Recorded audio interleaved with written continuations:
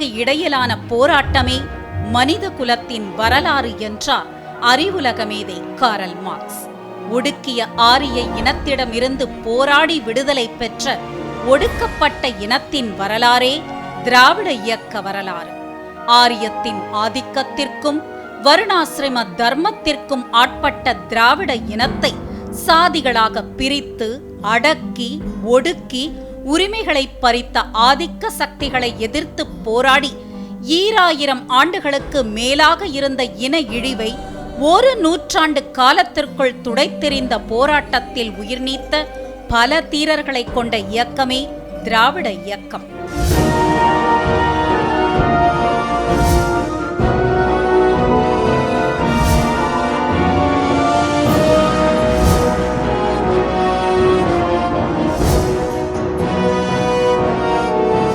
கிமு 1500ஆம் ஆண்டுகளில் ஆசிய நாடான பாரசீகத்திலிருந்து உலகம் முழுவதும் இடம்பெயர்ந்த ஆரியர்கள் இந்து குஷ் மலைத்தொடரின் கைபர் போலன் கணவாய் வழியாக இந்தியாவிற்குள்ளும் நுழைந்தனர். பிழைப்புக்காக வந்தேரிகளாக வந்த ஆரியர்கள் காலப்போக்கில் பூர்வ குடிகளான நம்மையே ஆட்டுவிக்க தொடங்கினர். இந்த ஆக்கிரமிப்பை எதிர்த்து போராட வேண்டிய சூழலுக்கு திராவிட இன மக்கள் தள்ளப்பட்டனர். அப்போது உருவான இயக்கம்தான் திராவிட இயக்கம். மக்கள் தொகையில் 3% இருந்த ஆரியர்கள் அரசின் நிர்வாக பொறுப்புகளில் 80% ஆக்கிரமித்து அதிகாரம் செலுத்தி வந்தனர். நம் இனத்தைச் சேர்ந்தவர்கள் மேல் சட்டை அணியக்கூடாது, குளத்தில் நீர் எடுக்க கூடாது, அவர்கள் வசிக்கும் வீதிகளில் நாம் நடந்தால் தீட்டு, நம்மை தொட்டால் அழுக்கு என்றெல்லாம் பாகுபாடு காட்டி வந்தனர். எல்லாவற்றுக்கும் மேலாக நாம் நமது உழைப்பை சிந்தி எழுப்பப்பட்ட கோவில்களுக்குள்ளும் அனுமதிக்க மறுத்தனர். இவற்றையெல்லாம் எதிர்த்த போராட்ட களத்தில்தான் திராவிட இயக்க தத்துவத்தின் தேவை தினம்தோறும் அதிகரித்தது. சமூக, அரசியல், பொருளாதார ரீதியாக நம்மை அடிமைப்படுத்தி வந்த பிராமணர்களின் ஆதிக்கத்தை முறியடிப்பதற்காக 1892ஆம் ஆண்டு திராவிட மகாஜன சபை என்ற பெயரில் பிராமணர் அல்லாதோர் இயக்கம் தோன்றியது. அதன்பின் மெட்ராஸ் யுனைடெட் லீக், திராவிடர் உரிமைச் சங்கம் போன்ற பெயர்களில் செயல்பட்டு வந்தன பிராமணர் அல்லாதோர் அமைப்புகள். Sir P T. Thyagarayar, T M. Nair மற்றும் டாக்டர் நடேசனார் ஆகியோர் ஒன்றிணைந்து 1916ஆம் ஆண்டு ஏற்படுத்திய நீதி கட்சிதான் வலுவான பிராமணர் அல்லாதோர் இயக்கமாக உருவெடுத்தது.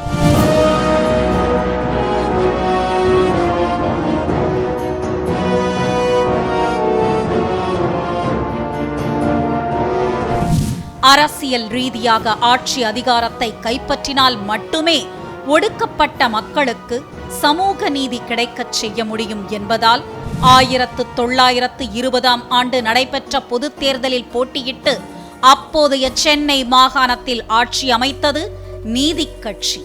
அதன் பிற்படுத்தப்பட்ட தாழ்த்தப்பட்ட மக்களின் கல்வி முன்னேற்றத்திற்காக சிதம்பரம் அண்ணாமலை பல்கலைக்கழகம் உள்ளிட்ட பல பல்கலைக்கழகங்கள் நீதி கட்சி ஆட்சி காலத்தில்தான் உருவாக்கப்பட்டன.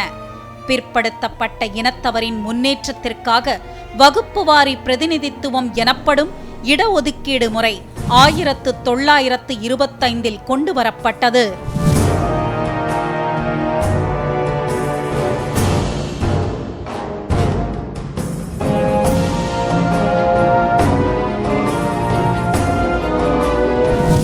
ஆயிரத்து 1925ஆம் ஆண்டு ஆதிக்க வர்க்கத்தினரின் கட்டுப்பாட்டில் இருந்த கோவில்களை நிர்வகிக்க இந்து சமய அறநிலையத்துறை உருவாக்கப்பட்டதும் நீதி கட்சி ஆட்சியில்தான்.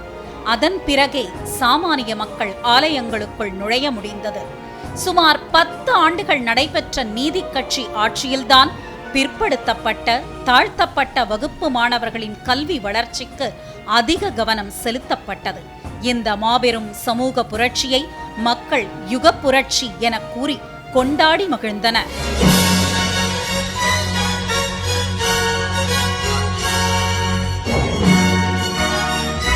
1938ஆம் ஆண்டு நீதி கட்சியின் தலைமை பொறுப்பை தந்தை பெரியார் ஏற்றார். 1944 ஆண்டு நீதி கட்சியின் பெயரை திராவிடர் கழகம் என்று பெயர் மாற்றம் செய்கிறார். அந்த ஆண்டு சேலத்தில் நடைபெற்ற மாநாட்டில்தான் இந்த பெயர் மாற்றம் கொண்டு வரப்படுகிறது.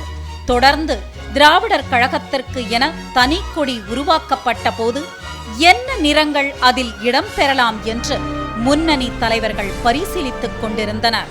அப்போது இளைஞராக இருந்த கலைஞர் தமது விரலை ஊசியால் குத்தி வழிந்த இரத்தத்தை கருப்பு துணியின் மையத்தில் இடம்பெறச் செய்கிறார். அப்படி உருவாக்கப்பட்ட கருப்பு சிவப்பு கொடிதான் இப்பொழுதும் திராவிடர் கழக கொடியாக இருக்கிறது.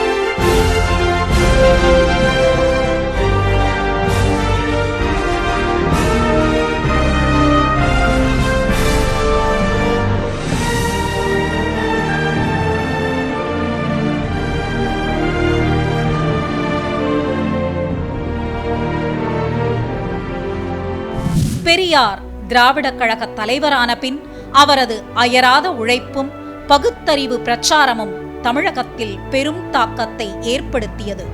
பெரியாரின் கொள்கையில் ஈர்க்கப்பட்ட பேரறிஞர் அண்ணா, தலைவர் கலைஞர், பேராசிரியர், நாவலர் நெடுஞ்செழியன், EVK சம்பத் போன்றவர்கள் தமிழகம் முழுவதும் மூலை முடுக்கெல்லாம் சுற்றுப்பயணம் மேற்கொண்டனர்.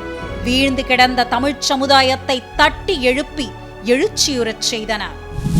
நமக்கெல்லாம் பேரு இந்துக்கள்னா என்னங்கிற போது ரெண்டு ஜாதி. ஒரு ஜாதி பாப்பான் பிராமணன், மற்றொரு ஜாதி சூத்திரன். சூத்திரன்னா என்ன? பாப்பானுக்கு அடிமை. சூத்திரச்சின்னா என்ன? பாப்பானுக்கு வேசி.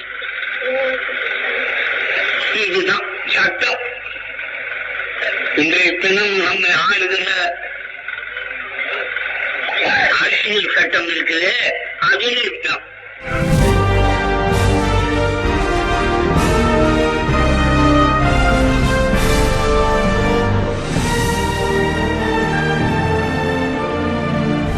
அந்த காலகட்டத்தில்தான் 1947 ஆண்டு ஆகஸ்ட் 15 ஆங்கிலேயரிடமிருந்து நமக்கு சுதந்திரம் கிடைத்தது. அதன் பின் இந்தியாவின் வடக்கு, மேற்கு, கிழக்கு பகுதிகளில் பிராமணர்கள் பயன்படுத்தி வந்த சமஸ்கிருத மொழியின் தாக்கம் நிறைந்த ஹிந்தி மொழியின் வளர்ச்சிக்கு அதிக முக்கியத்துவம் அளிக்க மத்திய அரசு தொடங்கியது. தமிழ் உள்ளிட்ட தென்னிந்திய மொழிகளை அவர்கள் புறக்கணித்தனர். திராவிடர் கழகத்தை தந்தை பெரியார் சமுதாய மேம்பாட்டிற்கான இயக்கமாக மட்டும் நடத்தி தேர்தலில் போட்டியிடாமல் இருந்தார். ஆட்சி அதிகாரம் நம்மிடம் இல்லாததுதான் ஹிந்தி மொழி திணிப்பு, வடக்கு தெற்கு பாகுபாட்டிற்கு வழிவகுப்பதாக உணர்ந்த பேரறிஞர் அண்ணா, தலைவர் கலைஞர், பேராசிரியர் EVK Sampath, K Mathiyazhagan, NV Natarajan போன்ற தலைவர்கள் திராவிடர் கழகத்திலிருந்து வெளியேறி 1949 ஆண்டு செப்டம்பர் 17 தந்தை பெரியாரின் பிறந்த நாளிலேயே திராவிட முன்னேற்றக் கழகத்தை தோற்றுவித்தனர்.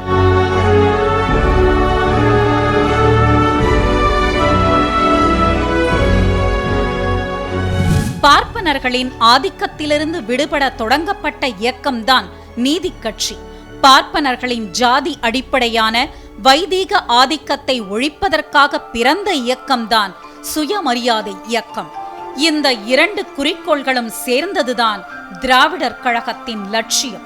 இதை ஆட்சியின் மூலம், சட்டத்தின் மூலம் நிலைநாட்ட நாம் எடுத்துக்கொண்ட முயற்சியின் விளைவுதான் திராவிட முன்னேற்றக் கழகம் என பிரகடனப்படுத்தி சென்னை ராயபுரத்தில் உள்ள ராபின்சன் பூங்காவில் கொட்டும் மழைக்கிடையே தொடங்கப்பட்ட திமுக தமிழக மக்களின் வாழ்வில் வளம் சேர்க்க வந்த மாமழையாக அமைந்தது.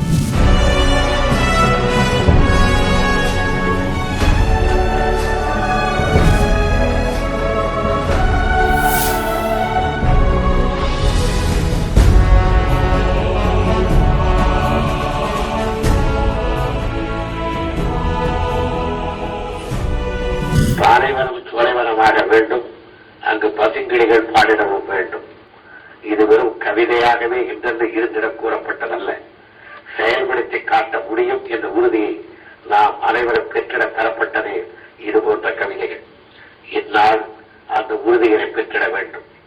சுதந்திரம் பெற்றோம், அதை காத்திட வல்லமையை பெற்றோம் என்று கூறி கிடைத்திடுவதற்கில்லாது சுதந்திரம் பெற்றோம், சுகவாழ்வு பெற்றோம் என்று கூறி பெருமிதம் கொண்டிடத்தக்க லட்சியத்தை நோக்கி நடந்திட வேண்டும். உறுதியுடன், உற்சாகத்துடன், நம்பிக்கையுடன் மிகப்பெரிய ஏகாதிபத்தியத்தின் பிடியிலிருந்து விடுதலை பெற்றிட முடிந்தது. அதற்கான ஆற்றல் நம்மிடம் இருந்திருக்கிறது. அதே ஆற்றல் இந்நாட்டினுடைய ஏழ்மையையும் அறியாமையையும் வேதத்தையும் பிளவையும் போக்கிட பயன்பட வேண்டும் என்ற உணர்ச்சியையும் பெற வேண்டும். சமூக நீதியை நிலைநாட்டி மக்களிடம் காணப்படும் ஏற்றத்தாழ்வை அகற்ற உருவான திமுக தொடர்ந்து அந்த கொள்கைகளுக்காக பாடுபட்டு வருகிறது. அதே நேரத்தில் அன்றைய சென்னை மாகாண முதலமைச்சர் ராஜாஜி கொண்டு வந்த குலக்கல்வி திட்டம் தமிழர்களை மேலும் அடிமைப்படுத்துவதாக அமைந்தது. இதை எதிர்த்து தாய் கழகமான திராவிடர் கழகமும் அண்ணா தலைமையிலான திமுகவும் மிகப்பெரிய போராட்டங்களில் ஈடுபட்டன. ராஜாஜிக்கு பிறகு தமிழக அரசின் பொறுப்பை ஏற்ற காமராசரின் ஆட்சியில் வட இந்திய ஆதிக்கம் கட்டுக்குள் இருந்தது. காங்கிரஸ் கட்சியின் தலைமை பொறுப்பை ஏற்பதற்காக காமராசர் முதலமைச்சர் பதவியிலிருந்து விலகிய பின் அப்பொறுப்புக்கு வந்த பக்தவத்சலம் மத்திய அரசின் ஹிந்தி திணிப்புக்கு அடிபணிந்தார். 1965 ஆண்டு ஜனவரி மாதம் 26ஆம் தேதியுடன் இந்தியாவின் ஆட்சி மொழியாக ஹிந்தி மட்டுமே இருக்கும் என்று அறிவிக்கப்பட்டது. இதை எதிர்த்து தமிழகமே வெகுண்டெழுந்த நிலையில் திமுக சார்பில் தமிழகம் முழுக்க கண்டன கூட்டங்கள் நடத்தப்பட்டது. ஊர்தோறும் எழுச்சிமிக்க போராட்டங்கள். உலகில் எத்தனையோ போராட்டங்கள் நிகழ்ந்திருக்கலாம், ஆனால் மொழிக்காக நடைபெற்ற போராட்டங்களை கண்டு உலகமே வியந்து பார்த்தது. தமிழக மாணவர்கள் தாமாக முன்வந்து போராட்டங்களில் ஈடுபட்டனர்.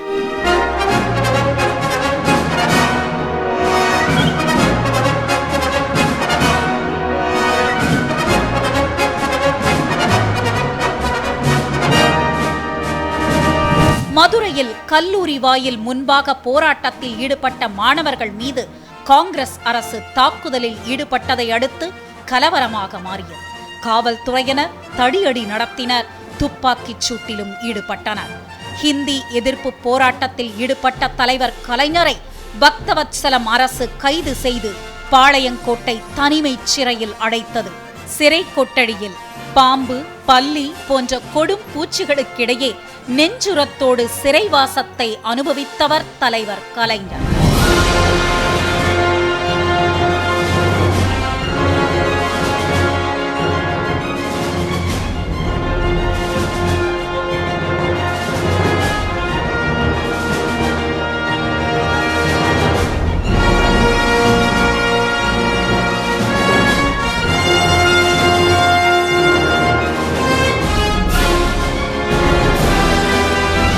இதனால் தமிழகம் முழுக்க மாணவர் போராட்டம் திக்கெட்டும் பரவியது. சிதம்பரம் அண்ணாமலை பல்கலைக்கழகத்தில் ஹிந்தி எதிர்ப்பு போராட்டத்தில் ஈடுபட்ட மாணவர் சிவகங்கை ராஜேந்திரன் காவல்துறையினரின் துப்பாக்கி குண்டுக்கு பலியானார். ஹிந்தி திணிப்பை எதிர்த்து கீழப்பழவூர் சின்னசாமி, சிவலிங்கம், அரங்கநாதன் போன்றோர் தங்களது தேக்கு மர தேகங்களை நெருப்புக்கு இரையாக்கினர்.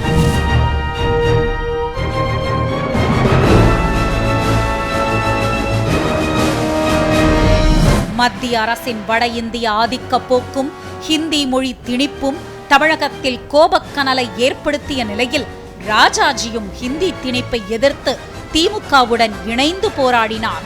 ஹிந்தி திணிப்பு தமிழகம் முழுவதும் கொந்தளிப்பை ஏற்படுத்தியிருந்த நிலையில் 1967ஆம் ஆண்டு நடைபெற்ற பொதுத் தேர்தலில் திமுக அமோக வெற்றி பெற்று ஆட்சியை கைப்பற்றியது.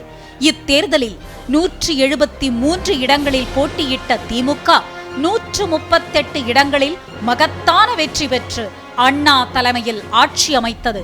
25 எம்பிக்களும் வெற்றி பெற்றனர்.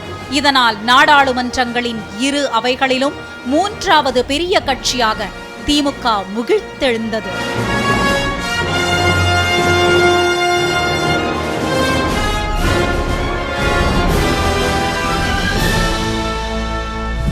நாடு சுதந்திரமடைந்து மொழிவாரி மாநிலங்கள் பிரிக்கப்பட்ட பிறகும் ஒருங்கிணைந்த ஆந்திரா, கர்நாடகா மற்றும் கேரளாவின் சில பகுதிகளை உள்ளடக்கி சென்னை மாகாணம் என்ற பெயரிலேயே தமிழகம் அழைக்கப்பட்டு வந்தது.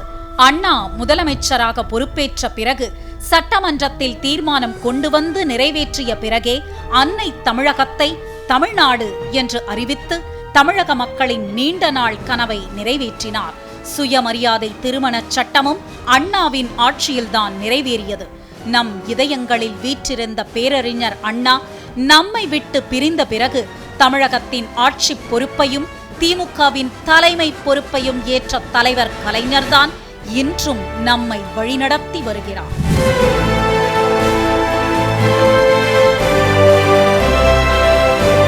பெரியார் அண்ணா காட்டிய வழியில் ஆட்சி பொறுப்பை நிர்வகித்த தலைவர் கலைஞர் 1969 முதல் 1976 வரையிலான காலகட்டத்தில் கண்ணொளி திட்டம், விதவைகள் மறுவாழ்வு, பிச்சைக்காரர்கள் மறுவாழ்வு, மனிதனை வைத்து மனிதனே இழுக்கும் கைரிக்ஷா ஒழிப்பு, குடிசை மாற்று வாரியம், கிராமங்களுக்கு மின் இணைப்பு, இலவச மின் வசதியுடன் தொகுப்பு வீடு, நில சீர்திருத்த சட்டம், விவசாய தொழிலாளர்களுக்கு அடிப்படை கூலி நிர்ணயம், பிற்படுத்தப்பட்டோருக்கு தனி துறை, மாநில சுயாட்சி தீர்மானம், திருவள்ளுவர் ஆண்டு கணக்கு, தொழிலாளர் தினமான மே தினத்தில் ஊதியத்துடன் விடுமுறை போன்ற எண்ணற்ற புரட்சி திட்டங்களை செயல்படுத்தினார்.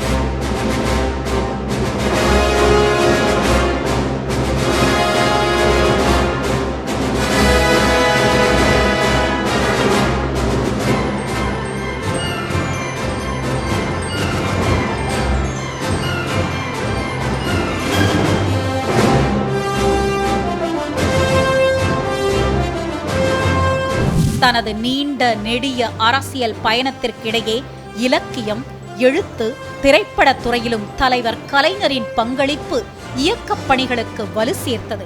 பராசக்தி உள்ளிட்ட தலைவர் கலைஞரின் படைப்புகள் திரையுலகிலும் புரட்சியை ஏற்படுத்தின.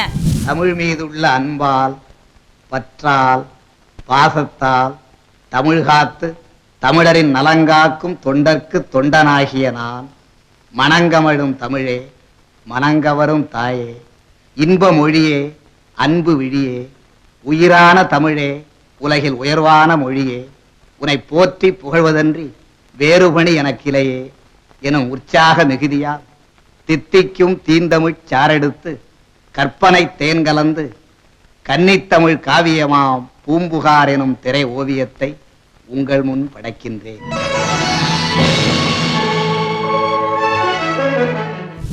1977 ஆண்டு முதல் தொடர்ந்து 3 முறை தேர்தல்களில் திமுக வெற்றி வாய்ப்பை இழந்த போதிலும் இயக்கத்தை கட்டுக்கோப்பாக வழிநடத்தி சென்று இந்தியாவிலேயே கட்டுக்கோப்பான அரசியல் இயக்கம் என்ற பெயரையும் பெற்றுத் தந்தார். 1989 ஆண்டு மீண்டும் தமிழக முதலமைச்சராக பொறுப்பேற்ற தலைவர் கலைஞர் தமிழகத்தின் முன்னேற்றத்திற்காக பெண்களுக்கு சொத்துரிமை, விவசாயத்திற்கு இலவச மின்சாரம், மிகவும் பிற்படுத்தப்பட்டோருக்கு 20% இடஒதுக்கீடு, சத்துணவில் முட்டை, மகளிர் சுய உதவிக்குழு, ஏழை பெண்களுக்கான திருமண உதவி திட்டம் உள்ளிட்ட பல அரிய திட்டங்களை செயல்படுத்தினார். எனினும் மத்திய ஆட்சியாளர்களின் சதி திட்டத்தால் இந்திய அரசியல் வரலாற்றிலேயே முதன்முறையாக ஆளுநரின் பரிந்துரை இல்லாமலேயே கலைஞர் தலைமையிலான ஆட்சி 2 ஆண்டுகளில் கலைக்கப்பட்டது. பின்னர் 1996 மற்றும் 2006 தேர்தல்களில் வெற்றி பெற்று மாறி மாறி அமைந்த திமுக ஆட்சிகளின் போதும் ஏழை பெண்கள் திருமண உதவி, மாணவர்களுக்கு இலவச பஸ் பாஸ், மாற்றுத்திறனாளிகளுக்கு தனித்துறை, திருநங்கைகளுக்கு பல்வேறு சலுகைகள் அளிக்கப்பட்டன. சென்னை மாநகரின் இதயமான அண்ணா சாலையில் அமைக்கப்பட்ட அண்ணா மேம்பாலம் தொடங்கி சென்னை மாநகரின் பல்வேறு பகுதிகளில் மட்டுமன்றி தமிழகம் முழுக்க எண்ணற்ற பாலங்கள், சாலைகள் அமைக்கப்பட்டன.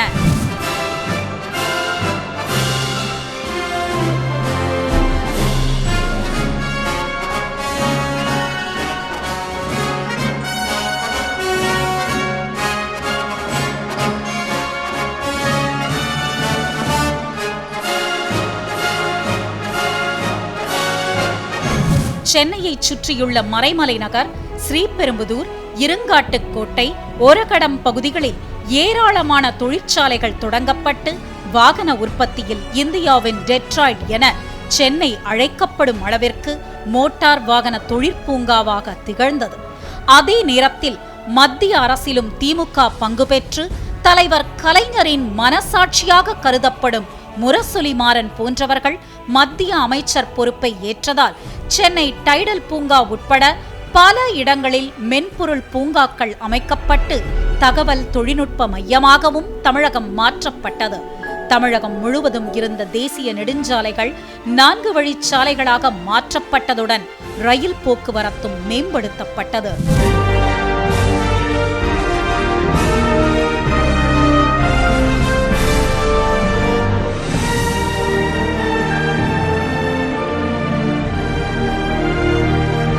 VP சிங் தலைமையிலான மத்திய அரசில் திமுக அங்கம் வகித்த போதுதான் காவிரி நடுவர் மன்றம் அமைக்கப்பட்டதுடன் மத்திய அரசின் கல்வி, வேலை வாய்ப்பில் பிற்படுத்தப்பட்டோருக்கு 27% இடஒதுக்கீடு அளிக்க வகை செய்யும் மண்டல் கமிஷன் பரிந்துரைகளுக்கும் விடிவு காலம் பிறந்தது. தமிழுக்காக தமிழ்த்தாய் வாழ்த்து, சமூக நீதிக்காக சமத்துவபுரம், ஆதிக்கத்தை ஒழிக்க அனைத்து சாதியினரும் அர்ச்சகராகலாம் என்ற புரட்சிகர திட்டங்களை தலைவர் கலைஞர் கொண்டு வந்தார்.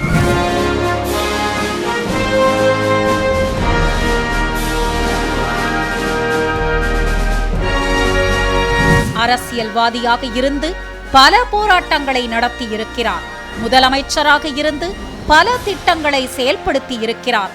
பேச்சாளராக இருந்து மறக்க முடியாத பல உரைகளை நிகழ்த்தி இருக்கிறார். எழுத்தாளராக இருந்து தமிழின் தனித்துவத்தை பல நேரங்களில் உணர்த்தி இருக்கிறார். தான் கற்ற கலைகளின் மூலம் ஒடுக்கப்பட்ட மக்களின் இருண்ட வாழ்வை வெளிச்சத்திற்கு கொண்டு வந்து போராட்ட களத்தின் மூலம் தீர்வை ஏற்படுத்தி தந்த உதயசூரியன் தலைவர் கலைஞர். திராவிட முன்னேற்ற கழகத்தையோ திராவிட இயக்கத்தையோ அல்லது திராவிட என்கின்ற பெயரை உள்ளடக்கிய எந்த ஒரு இயக்கத்தையோ தலையெடுக்க முடியாமல் நாங்கள் செய்து விடுவோம் என்ற நெஞ்செழுத்தத்தோடு தான் இன்றைய தினம் அவர்கள் வெளியே வந்திருக்கின்றார்கள். நான் அவர்களை சந்திக்க தயாராக இருக்கிறோம்.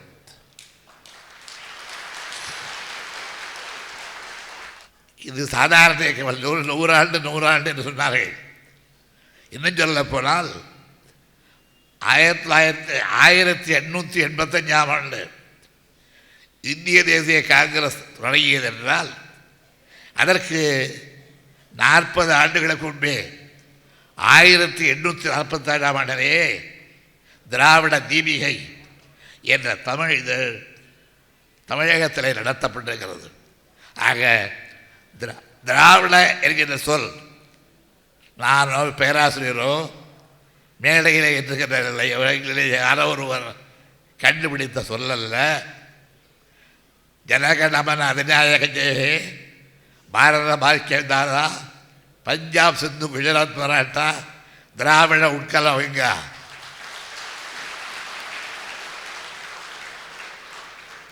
யார் எழுதிய பாட்டு? நான் எழுதிய பாட்டா? இல்லை. டாகூர், ரவீந்திரநாத் டாகூர் எழுதிய தேசிய கீதம் ஜனகணமன அதிநாயக ஜெய அதிலே இருக்கிறது. திராவிட என்ற சொல் நாங்கள் யாரும் புதிதாக கண்டுபிடித்ததில்லை. பழைய வார்த்தை, பழைய இனத்தை பற்றிய வரலாற்று வரி. இன்னும் சொல்ல போனால் கடற்கரை சாலைகளில் நடந்து போகும் பொழுது இங்கே கல்லூரி வாசலில், மாநில கல்லூரி வாசலில் ஒரு கல் இருக்கிறது. அந்த கல் ஒரு சிலையை தாங்கிக் கொண்டிருக்கிறது. யாருடைய சிலை தெரியுமா? சாமிநாத ஐயருடைய சிலை. அந்த கல்லில் எழுதப்பட்டிருக்க தெரியுமா? சாமிநாத ஐயரை பற்றி எழுதப்பட்டிருக்கிறது. திராவிட வித்யாபூஷண சாமிநாத ஐயர். நல்ல காலம். நாளைக்கு அந்த கல்லை அகத்தாமல் இருக்கும். ஏனென்றால் திராவிட என்றாலே, தமிழ் என்றாலே, அதிலும் குறிப்பாக செம்மொழி என்றாலே தாங்கிக் கொள்ள முடியாதவர்கள் இன்றைக்கு நாட்டிலே ஆட்சி பொறுப்பிலே அமர்ந்திருக்கின்றார்கள்.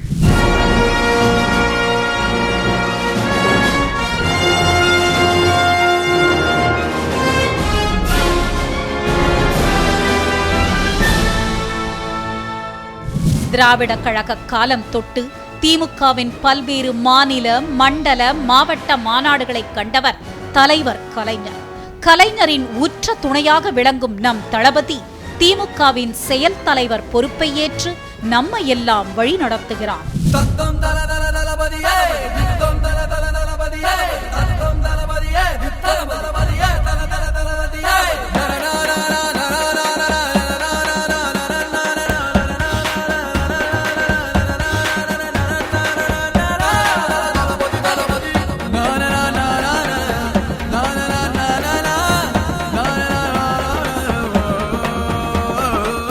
அவர் இளைஞனாக இருந்த காலம் முதல் கோபாலபுரம் இளைஞர் மன்ற நிர்வாகி, வட்டச் செயலாளர், பொதுக்குழு, செயற்குழு உறுப்பினர் என பொறுப்புகளை படிப்படியாக வகித்த தளபதி 1980 ஆண்டு மதுரை ஜான்சிராணி பூங்காவில் அப்போதைய ஒன்றுபட்ட மதுரை மாவட்ட கழக செயலாளர் பொன் முத்துராமலிங்கம் ஏற்பாட்டில் சிறுகதை மன்னன் S.S. தென்னரசு, பண்பாளர் PTR பழனிவேல்ராஜன் போன்றோர் முன்னின்று நடத்திய மாபெரும் பொதுக்கூட்டத்தில் தோற்றுவிக்கப்பட்ட திமுக இளைஞர் அணியின் செயலாளர் பொறுப்பை ஏற்றார்.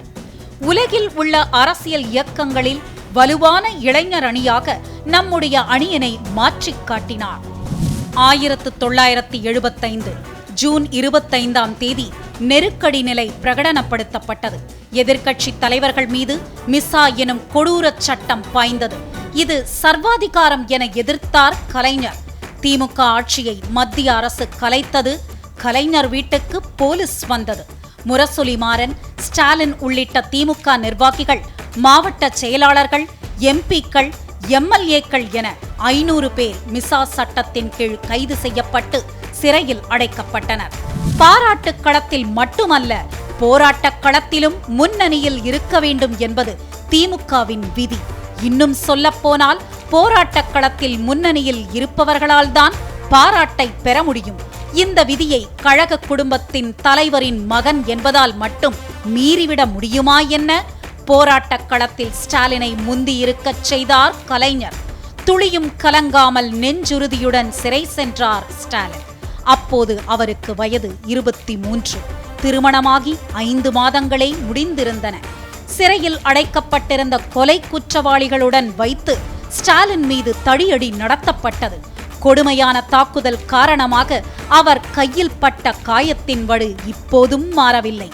தடியடிக்கு மத்தியிலும் சுதந்திர கொடி காத்த திருப்பூர் குமரனைப் போல சிறை தடியடிக்கு மத்தியிலும் கழகம் கொண்ட கொள்கை உறுதியை இறுதி வரை காத்தார் ஸ்டாலின். அவர்தான் மிசாவுக்கு எதிரான போரின் தளபதி.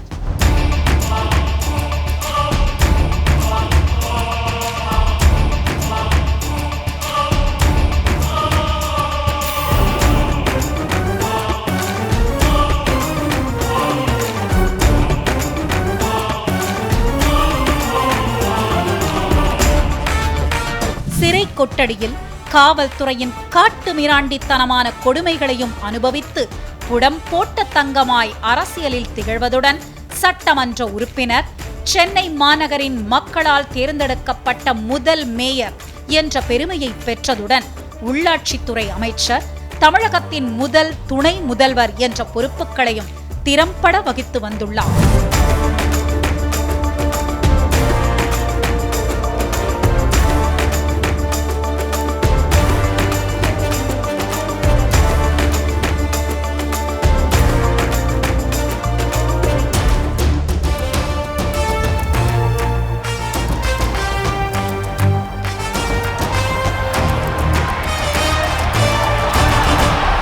தற்போது ஆட்சி நம் கையில் இல்லை என்றாலும் 89 சட்டமன்ற உறுப்பினர்களை கொண்டு வலுவான எதிர்க்கட்சி தலைவராக மட்டும் அல்ல, அவசர நிலை காலத்தில் கலைஞர் அவர்களின் அரசியல் போராட்டத்தில் களம் கண்ட வீரனாக இருந்து விழுப்புண் தாங்கியவர் தளபதி. இன்று தமிழ்நாட்டின் உரிமைகளெல்லாம் பறிக்கப்படும் நிலையில் தமிழ் உரிமை காக்கும் பெரும் போரில் தளபதியாக இருந்து மக்களை இன்னல்களிலிருந்து காத்து வருகிறார். போராட்டக் களங்களில் அவரே முதல்வராக நிற்கிறார்.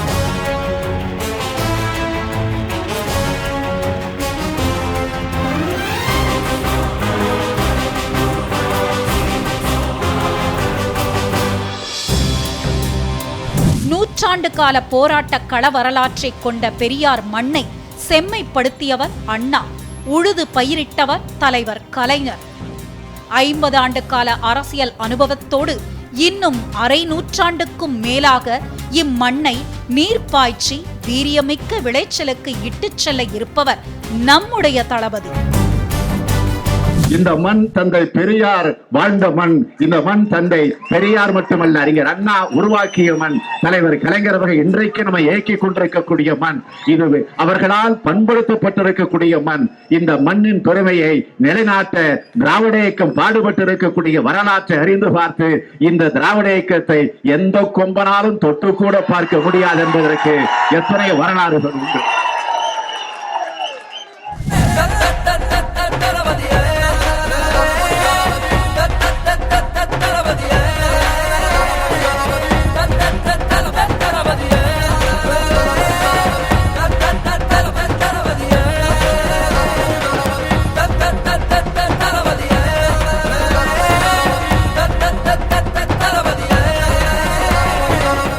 இதுபோன்ற எழுச்சிமிக்க தலைவர்களையும் எண்ணற்ற போராட்ட வரலாறுகளையும் கொண்ட ஒரே இயக்கமாக தமிழக மக்களின் பேராதரவோடு இருவண்ண கொடியின் கம்பீரத்தோடு எதிரிகளின் சிம்ம சொப்பனமாக திகழ்கிறது திராவிட முன்னேற்றக் கழகம்.